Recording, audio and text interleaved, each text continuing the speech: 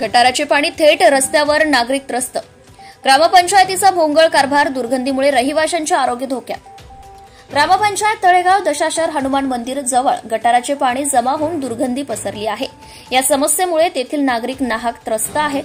गावातील प्रभाग क्रमांक 6 मधील हनुमान मंदिर जवळील रस्त्यावर गटाराचे पाणी रस्त्यावर जमा झाले आहे. या रोडची नाली लाईन खराब झाल्याने गटाराचे पाणी थेट रस्त्यावर आले असून परिसरात प्रचंड दुर्गंधी पसरली आहे. त्यामुळे तेथील रहिवाशांचे आरोग्य धोक्यात आले आहे. काही दुकानांच्या गेटजवळच पाणी जमा झाल्याने त्या कुटुंबातील सदस्यांना या घाण पाण्यातूनच वाट काढावी लागतीये. लहान मुले, ज्येष्ठ नागरिक पाय घसरून पडण्याची भीती आहे. ग्रामपंचायत तळेगाव दशाशर याकडे लक्ष देऊन ते त्वरित दुरुस्त करावे. शिवाय रस्त्यावरून जाणाऱ्या वाहनांमुळे गटाराचे पाणी उडते, त्यामुळे ते कुणाच्याही अंगावर पडून वाद निर्माण होण्याची शक्यताही आहे. वेळीच गटारातील पाणी काढून गटार प्रवाहित करावी, रस्त्याची स्वच्छता करावी अशी मागणी ग्रामस्थांनी केली आहे.